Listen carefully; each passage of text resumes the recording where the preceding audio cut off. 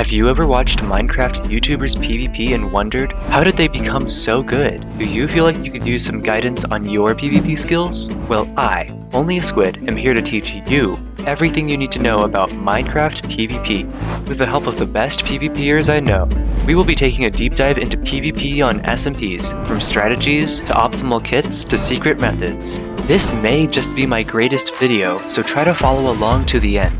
Let's start with what you need to bring to battle. So in SMPs, you're going to need netherite gear to be on top. Even though it is quite the grind to get, the benefits are undeniable.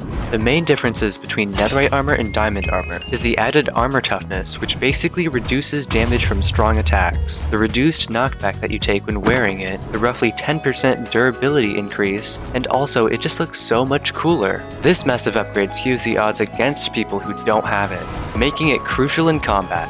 Now that you are aware of the key differences of netherite armor, you need to know what to bring to get ahead in war. The inventory you will want before getting into any battle should have the following items. Starting off, you're going to need maxed out enchanted netherite armor and weapons. But if you cannot get god gear, try to get at least these enchantments. In your hotbar, you are going to need a netherite sword, pearls, golden apples, and a totem or shield in your offhand. Optionally, I recommend having an axe, bow, or crossbow, potions of your choice, and another totem for safe measure, also present in your hotbar. This is the way I set up my hotbar, but use whatever works for you. I also need to point out that you need to get familiar with your keybinds and be able to switch to any item on demand to survive life or death situations. For the rest of your inventory, you need to fill up with the following items: multiple stacks of pearls, XP bottles, and a copious amount of potions. The potions you should always have are Strength 2, Speed 2, and Fire Resistance splash potions. And optionally, you may want to bring Invisibility, Weakness, or Turtle Master pots for their desired effects. Keep in mind to balance the amount of items, because not having one of these mid-battle is a GG game over. In most cases, you should also keep a silk pick and ender chests with even more gear in store, because you won't last very long with the items you carry with you. Now that you are prepared for war, it's time to learn how to use all of it, starting with your potions. The most important potions in any fight are your Strength 2 potions, which increase your melee damage output by 260% for 1 minute and 30 seconds. Speed 2 potions, which can make you 40% faster for 1 minute and 30 seconds. And Fire Resistance, which can make you immune to fire for 8 minutes. Your potions should be splash potions, so if you have bottled potions, make sure to change them to splash potions immediately with gunpowder. The first method is where you throw them directly above your head, allowing them to fall and hit you, giving you the full effect of the potions, but there's a risk that comes with it. Waiting for the potions to fall on you isn't instant, so if you're near your opponent while using this method, then it's possible they can hit you away from the potions, giving you less of the effect and screwing you over hard. It's also not a great idea to do this in a direct line of sight of your enemies, because if they have a bow, they can shoot you out of your potions, so remember to do it when they aren't after you. For the alternative method, look straight down and pop your potions at your feet. This will give most of the effect and is much safer and quicker to do. So if you're near an opponent or being chased, be sure to use this method. A useful tip to know is that upon popping a totem, you lose speed and strength effects, but you can also gain 30 seconds of fire resistance. This means you will want to immediately repot your speed and strength buffs in order to retaliate and keep fighting, or run away to heal and then repot. Either way, just don't forget that you won't be buffed up just after popping a totem, which will render you vulnerable. Now it's time to learn some sword skills.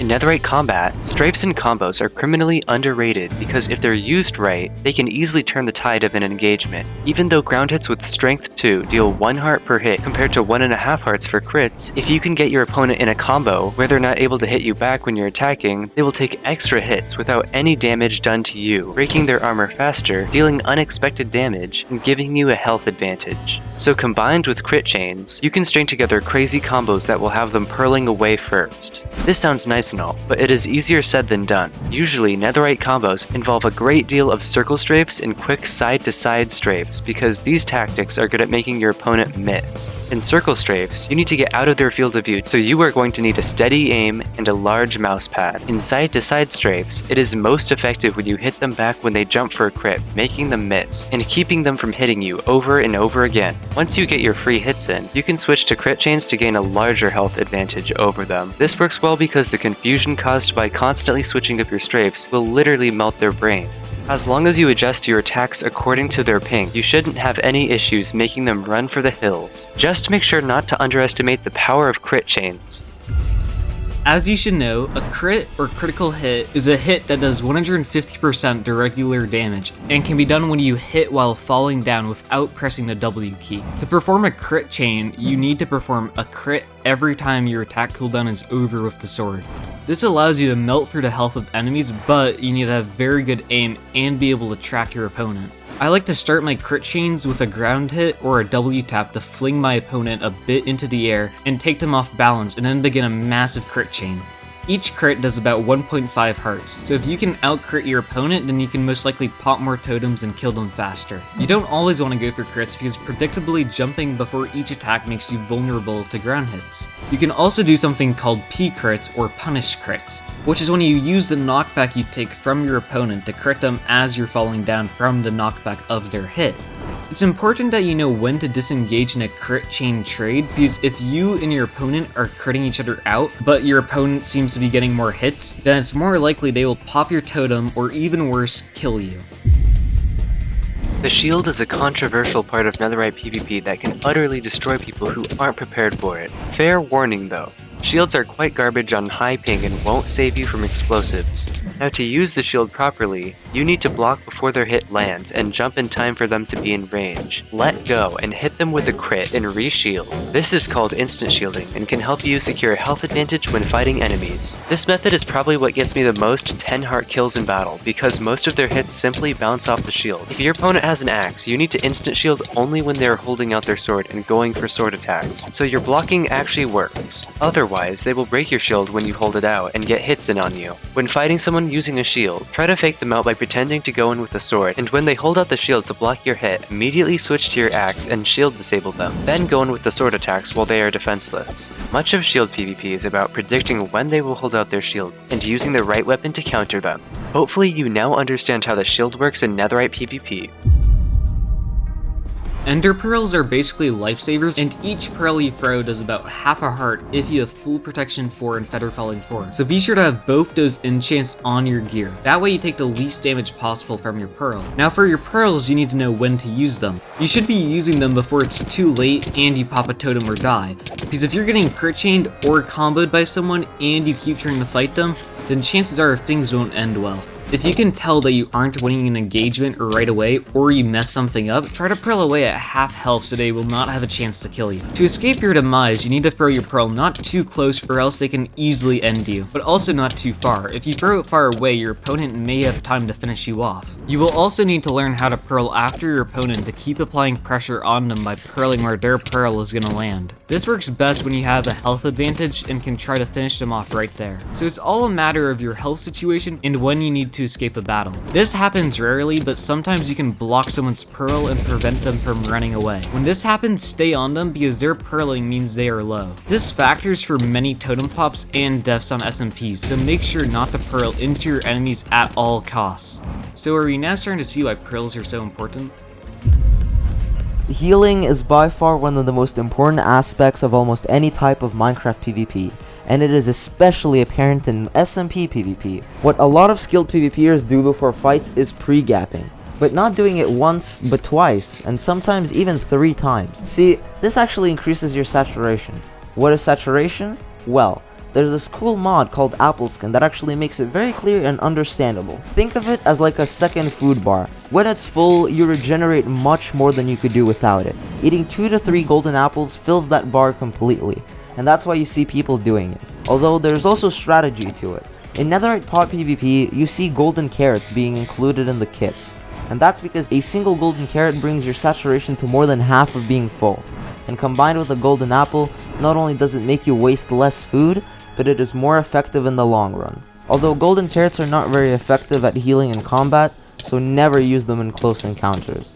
It's usually best to pearl away and eat at half health when you trade with your opponent. You don't necessarily need to heal up right then and there. You can chase them down while you have a chance to kill them before they heal up. Another necessary form of healing is healing your armor's durability with XP bottles. This can be overlooked in the heat of battles, and when it is, your armor's break will lead to a quick death. To prevent this, you need to splash XP bottles, which heals your armor's durability. To use less XP bottles in a fight, you need to take less hits because each hit will translate into armor damage. Something that you can do to help balance out your armor durability and last longer before breaking anything is to take off your full durability armor pieces so that lower durability ones can get more XP.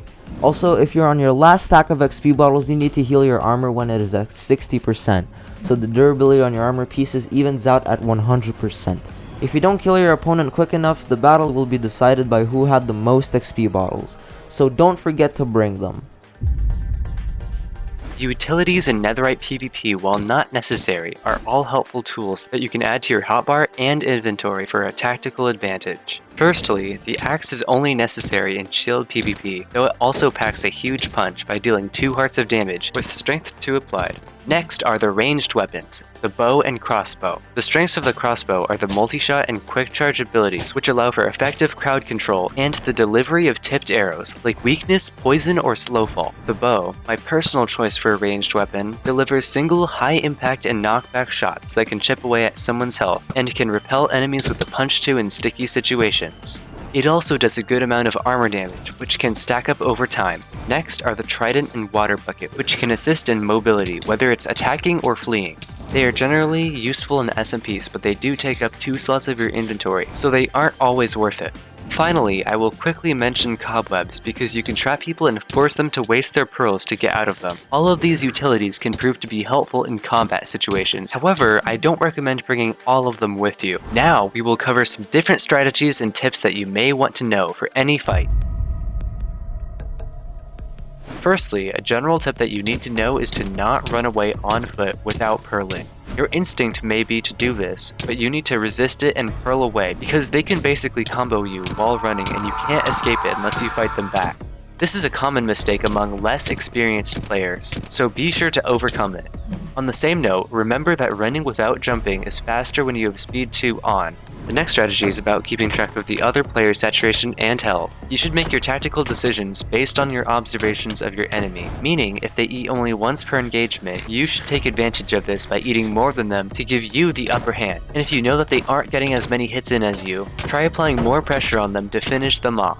These subtle clues will be picked up with experience, so don't worry if you can't track all of these things right away. If you need the extra tactical edge against your enemies, consider getting a low-fire texture pack and some helpful informational mods available in my Discord, link in the description. This way, your screen won't be covered with fire, and you can keep track of your potion timers, durability, and saturation. One of the most impressive feats in PvP is taking multiple people in a fight and winning it. A lot of YouTubers like CLOWNPIERCE have gained their popularity by using their immense PvP skill to perform outnumbered battles and come out on top. But how do you actually win fights like this? It all comes down to your strategy. Regardless of the number of attackers, the same strategy can be applied. Usually, you could start out by pre-gapping 2 to 3 times to get the maximum amount of saturation, and going in only critting and tanking hits. Usually, this can scare away your opponent, and as soon as you see a single attacker run, that's when you strike. Immediately pearl over to the runner and begin crit chaining them. This usually results in an easy kill or at least a totem pop, but never forget to heal or pearl away, as that is still one of the most important skills to survive in fights like this. Picking a single target in a fight like this is the best way to whittle down the attacker's team one by one, and if you have enough gear and skill, you can win a fight like this easily, only making it a matter of time. Hey guys, so now that all the known tips are out of the way, allow me to show you some of the little known but super useful things to know. Now if you want to be the opposite of vulnerable, invulnerable, then there's actually a way to survive anything as long as you have a couple of totems. Something that most people don't know is that if you dual wield totems, then your hotbar totem will always be used before your offhand one. This means that if you hold your hotbar one and then open your inventory, you have enough time to hotkey another totem into your hotbar totem slot. Given enough totems, you can survive indefinitely by using hotkeys to offhand your totem. Something else to keep in mind in each game you play is the aspect of ping or each player's connection to the server you're playing on. This value is determined by the connection speed to a server, which is influenced by the distance from the server host or the quality of a player's internet. The higher MS you have, the the more delayed your knockback will be, and vice versa for lower MS numbers. This concept is very broad to cover exactly, since everyone's going to have a slightly different ping, and therefore counting each would be pretty difficult. However, practicing against different subsets of ping will help you to learn how to take in mind the knockback delay, so you can track your opponent's hitbox. For example, if you spend some time practicing against players who have over 100 MS, then you'll be accustomed to the optimal way to track most other opponents with that similar MS. And one last secret tip is that you gain a split second of damage and vulnerability when you pearl, due to the way that the damage tick delay works in 1.9 PvP and up. When you take the fall damage from an ender pearl, this counts as the damage tick for that half a second. Knowing this, you can try to aim for your enemy's hitbox in order to initiate a combo straight away, and if they try to hit you as you land, then their hit will be cancelled out by the pearl damage. This is not guaranteed to work, as it's all about the timing, but you can often lead a trade by one sword hit just by using this tactic. Another good strategy that some people use is holding down your S button as you're engaging in a critical hit exchange.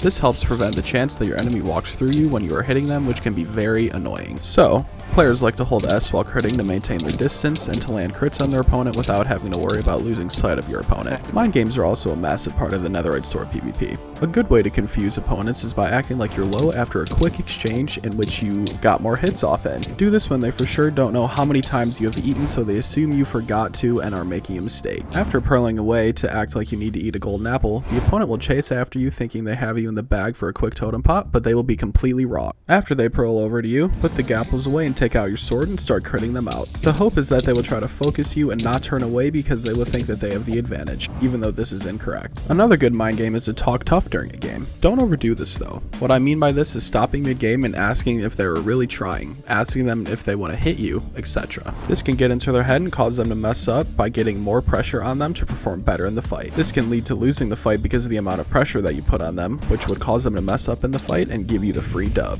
Mind games are definitely a good method to use while PvPing, especially on SMPs. If any of you play active in 1.18 PvP servers, you will know exactly what Dream Stratting is. Now, if you're new and watching this video to learn, here's the rundown. Dream Strat basically means using an axe and shield with underhanded tactics such as running away and turning around for a quick hit. This may sound dumb at first, but hear me out. If you keep your distance and only crit when they are in range, making them only hit you when you hit them, you can out damage them because the axe does more than the sword. While they are trying to crit you out with their sword, you can just block their crits with your shield and time your hits for after they hit your shield with their sword. This will work for a while, but usually they will adapt your new strategy, so don't rely on this too much. And if you can beat them with the sword, you should, because the sword deals more damage per second than the axe in Dream Stratting. Now let's see how I use all this knowledge in a real fight against some skilled players like Rasplin and Golfeh. I immediately throw pots and fill my saturation. I try my luck with a shield break, but we end up disabling each other. Then I start using my shield again and snag some extra crits. I know he must be low if he's pearling, so I quickly react and pearl right onto him. He's smart to immediately totem if I'm already this close, and it saves his life. I resaturate. And go for an axe crit. I switch to my sword, which hits him a few times when his shield is lowered. Like last time, I aggro pearl to him.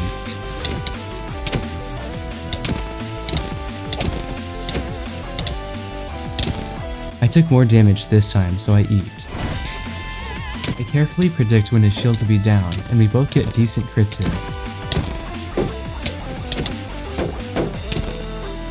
Now I switch my strategy to use the axe, and this is surprisingly effective. I decide to push on since I'm at 10 hearts. He eats once here, which means he will be easier to eliminate. I see he's trying to block some sword hits, so I predict his block and instantly break his shield. He's low, so he tries to pearl, but I managed to pearl block him. I'd say that went pretty well. Let's see what happens with Golfeh. I start off strong with a bow shot. Then I start using my shield, which makes him flee. He gets in plenty of healing, so I'm going to have to avoid trading.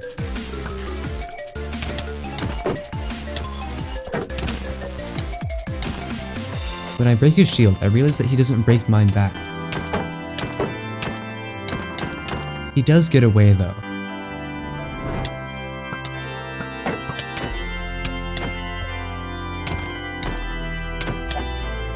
Once again, I start to get the health advantage and he dips. He multi-pearls away, so I eat. I have some difficulty fighting him on this hill.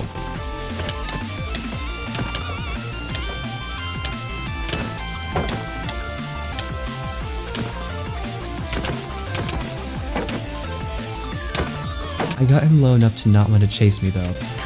Here I do well with the axe, then switch to the sword.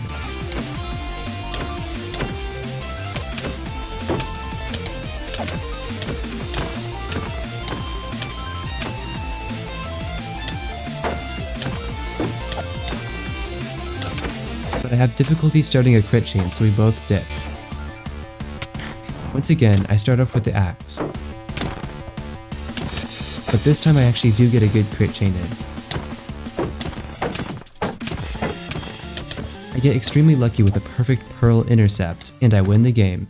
Now that I've helped you, there's one thing you need to help me with. Remember that guy Rasplin who taught you some strategy? Well, he recently passed me in subscribers and I need to win the sub race. So please help me beat Rasplin to 20k and hit the subscribe button. I will make it worth your time.